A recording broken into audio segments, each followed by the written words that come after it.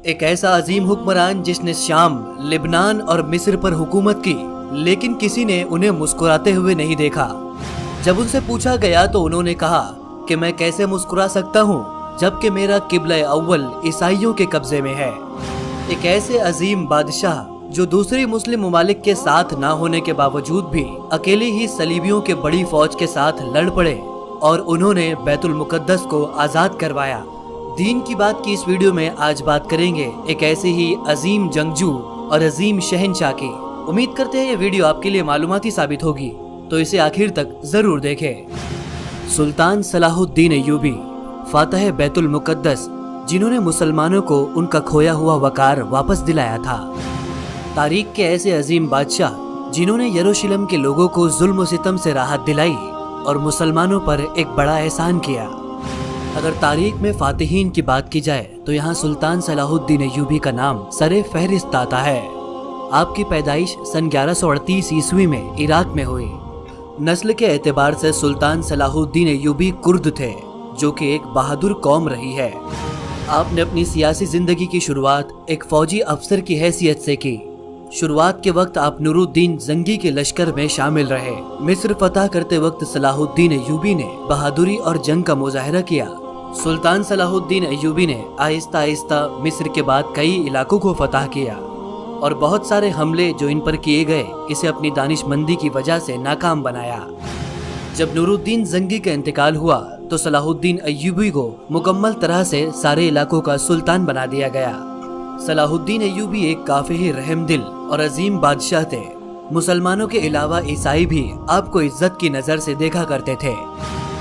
एक वक्त आया जब मुसलमान हुकूमत मंगोलों के हमलों और आपसी इख्तिलाफात की वजह से कमजोर हो गई, तो ये वक्त सलेबियों यानी ईसाइयों के लिए काफी अच्छा था। इन्होंने यरूशलेम पर अपना कब्जा जमा लिया। ईसाई जब यरूशलेम में दाखिल हुए तो यहाँ पर इन्होंने बेशुमार मुसलमानों और यहूदियों का कत्लेआम किया। सलेबियों के यरूशलेम को फतह किए 88 साल गुजर चुके थे। इस वक्त मुसलमानों के हुक्मरान सलाहुद्दीन अय्यूबी थे और आपके दिल में सबसे पहली ख्वाहिश ये थी कि आप किसी तरह बैतुल मुकद्दस को आजाद करवाएं।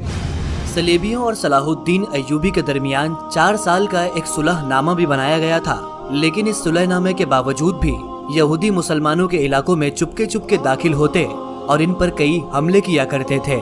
और कई वाकयात ऐसे भी मिले हैं जहां पर सलेबियों ने मुसलमानों के मजहबी और तिजारती काफिलों को भी लूटा है। अंग्रेजों के जिस लीडर ने 4 साल का ये सुलहनामा किया था, इसका नाम रेनॉल्ट था। ये हुजूर सल्लल्लाहु ताला अलैहि वसल्लम का गुस्ताख भी था। इसलिए सलाहुद्दीन अय्यूबी ने ये कसम खाई थी कि वो इसे अपने हाथों से कत्ल करेंगे। रेनॉल्ट अपने लश्कर के साथ एक मर्तबा हिजाज पर हमला कर देता है। सलाहुद्दीन अय्यूबी तक जब ये खबर पहुंचती है तो उन्हें मालूम पड़ता है कि इसका मकसद मदीना मुनव्वरा पर हमला करना भी है। सलाहुद्दीन अय्यूबी अपने लश्कर के साथ इसके ताक़ुब में निकल जाते हैं। यहाँ पर हत्तीन का एक मुकाम आता है जहाँ पर सलीबियों की फौज और सलाहुद्दीन अय्यूबी की फौज आमने सामने होती है। इस जंग में सलाहुद्दीन अय्यूबी के लश्कर ने 30,000 से भी ज्यादा ईसाइयों यानी सलेबियों को मौत के घाट उतारा। रेनॉल्ट को गिरफ्तार किया गया और सलाहुद्दीन अय्यूबी की कसम के मुताबिक उसका सर सलाहुद्दीन अय्यूबी ने अपने हाथ से ही कलम किया। इस जंग के बाद सलाहुद्दीन अय्यूबी ने यह सोच लिया कि अब वो वक्त आ चुका है जब बैतुल मुकद्दस को आजाद किया जाए। सलाहुद्दीन अय्यूबी ने बैतुल मुकद्दस को फतह करने के लिए मुस्लिम ममालिक को भी खत लिखा, लेकिन उन्होंने इस जंग में आने से साफ इनकार कर दिया। जब दूसरे मुस्लिम ममालिक ने आपका साथ ना दिया तो सलाहुद्दीन अय्यूबी अपनी फौज के साथ ही बैतुल मुकद्दस को फतह करने के लिए निकल पड़े। यूरोपीय ममालिक ने जब देखा कि सलाहुद्दीन अय्यूबी का लश्कर आगे आ रहा है तो सारी यूरोपीय अक़वाम इकट्ठा हो गई और उन्होंने अपने मजबूत लश्कर बनाए। लेकिन सलाहुद्दीन अय्यूबी ने अपनी पूरी ताकत और पूरी कुव्वत के साथ बैतुल मुकद्दस पर कब्जा कर लिया। सलेबियों ने सलाहुद्दीन अय्यूबी के सामने हथियार तक डाल दिए, लेकिन फिर भी सलाहुद्दीन अय्यूबी ने यरूशलेम में रहने वाले ईसाइयों पर किसी तरह का कोई जुल्म न किया। सलाहुद्दीन अय्यूबी की यही सखावत और यही रहमदिली उन्हें तारीख का एक अजीम बादशाह बनाती है। इसके बाद सलाहुद्दीन अय्यूबी बैतुल मुकद्दस में दाखिल हुए। मस्जिद की साफ सफाई कराई गई। इसके मीनारों से अजान की आवाजें बुलंद की गई। ये आवाज यूरोप के कलीसाओं तक जा पहुंची अजान की इस आवाज ने इस बात की गवाही दी कि अब यरूशलेम में जुल्म और बर्बरियत का खात्मा हो चुका है।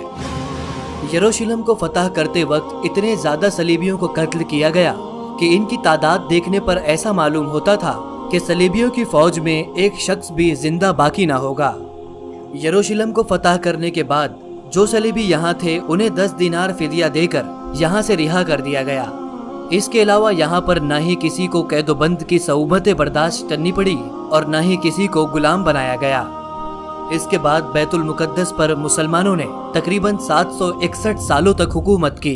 इसके बाद सन 1948 में वहाँ दोबारा से यहूदी हुकूमत का कयाम अमल में आया। ये थी दीन की बात की हमारी आज की वीडियो। आपको ये कैसी लगी कमेंट सेक्शन में अपनी राय देकर जरूर बताएं। साथ ही हमारे चैनल दीन की बात को सब्सक्राइब करना ना भूलें।